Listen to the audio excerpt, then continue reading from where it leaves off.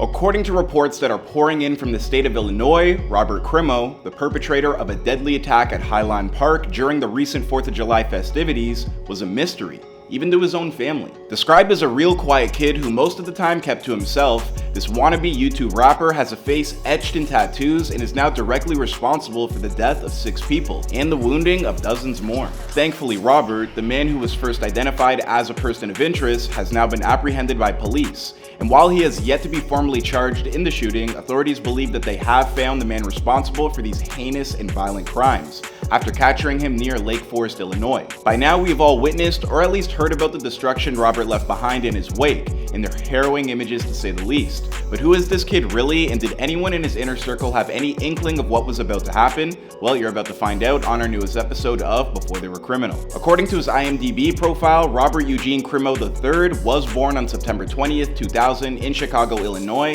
and comes from a family of Italian descent. Robert grew up as a middle child of 3 siblings in Highland Park, Illinois, a small city with a population of just over 30,000 people. In a bizarre case of serendipity, the current mayor of Highland Park, Nancy Rotering, actually knew the suspect years ago when she acted as his Club Scout leader. When asked to describe what Robert was like as a child, Rotering would tell CNN, "Many years ago he was just a little boy, a quiet little boy that I knew. It breaks my heart. I see this picture and through the tattoos, I see the little boy. I don't know what got him to this point." Expressing a not dissimilar sentiment is Robert's uncle, Paul Crimo, who has stated to the press that he is heartbroken over the events that transpired on the 4th of July. When asked if there's any warning signs leading up to that moment, Paul would tell CNN, "There were no signs that I saw that would make him do this." To the best of Paul's knowledge, Robert was not currently employed, but prior to the pandemic, he had been working at a local Panera Bread.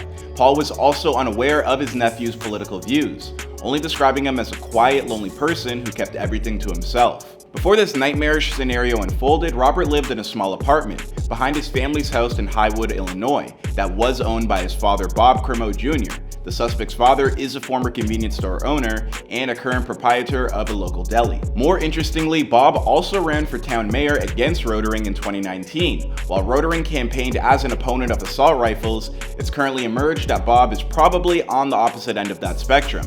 After all, only a couple months ago on May 27th, he liked a tweet that read, "Protect the Second Amendment like your life depends on it." This happened just days after the mass shooting that transpired in Robb Elementary School in Uvalde, Texas, killing 19 children and 2 teachers. As for Robert's mother, she's been identified as Denise Pensina, a Mormon who works for alternative therapies, also known as Trilogy Energy Systems. While no one close to Robert appears to have any inkling of what was about to unfold, his social media activity painted a foreboding and dark picture of things to come. Robert posted music on several major streaming platforms under the moniker of Awake the Rapper, including albums in 2017, 2018, and 2021.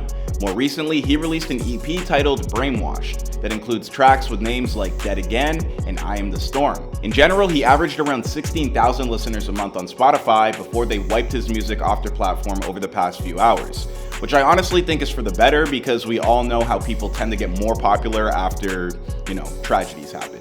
It's an ugly thing that happens. Robert produced some extremely violent videos for his music on YouTube featuring ominous lyrics and animated scenes of gun violence. The majority of this content has now been taken down, but in one video titled Are You Awake?, a cartoon stick figure resembling Robert's appearance is seen wearing tactical gear while carrying out an attack with a rifle. In another music video titled Toy Soldier, a similar stick figure is depicted lying face down in a puddle of his own blood, surrounded by police officers with their weapons drawn. Robert was also the administrator of a Discord channel named SS, the moniker made famous by the Nazi paramilitary group who are largely responsible for carrying out the numerous atrocities during the Holocaust. Yet another video uploaded in October of 2021 appears to be a combination of many of his other videos into one.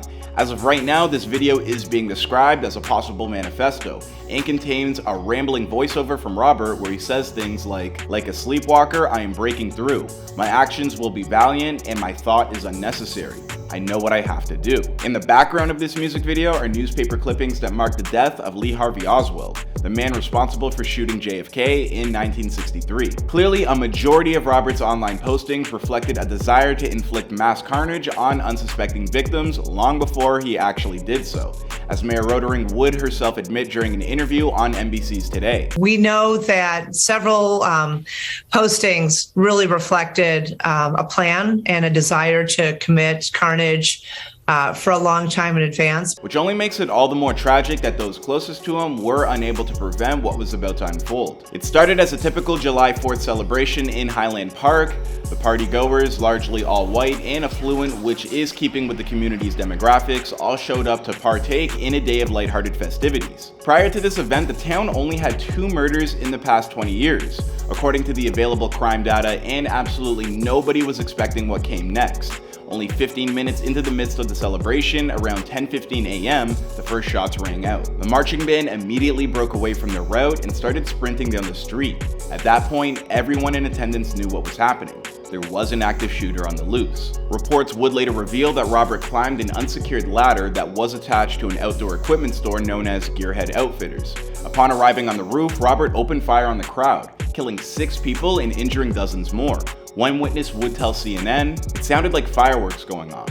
It was pandemonium. People were covered in blood and tripping over each other." It's unclear exactly how long the shooting lasted for, but by the end, several of the deceased victims had died right there on the scene, with one later succumbing to injuries while being treated at the hospital. 38 of those people injured were aged between 8 to 85, and all of them were sent to North Shore University Health Center. All but one of these victims were suffering from gunshot wounds, and at least 5 of them were children. What's worse is after the attack was over and the dust had settled, Robert had somehow made his escape. Reports suggest that he did so by dressing up in woman's clothing and fleeing the scene, but he wouldn't get away with it for long. The smoking gun that would lead to Robert's capture was quite literally that. The high-powered weapon that police claim was similar to an AR-15 that he left behind at the scene. Police were able to ascertain that the weapon was purchased legally, and this led to Robert's front door. Early Monday evening, the police raided the home Robert shared with his father in Highwood.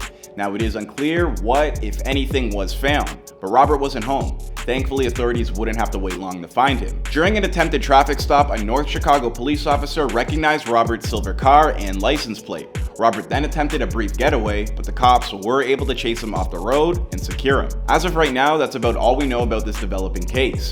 Here's to hoping that when this all works itself out, that Robert spends the rest of his natural life behind bars for what he's done. As for the victims, our prayers and well wishes go out to their many, many family members. I mean, I can't even imagine what these people are going through right now.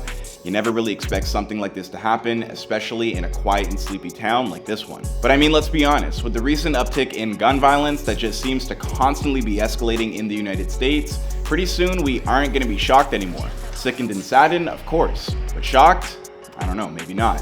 Something does need to be figured out to curb this violence once and for all. Thank you everybody for watching. My name is Clyde Smith. Please take a second before you head out to like, subscribe, and turn on your notifications. If you're interested in checking out further entries in this series, you can take a look at our episode on Ryan Grantham and Courtney Taylor.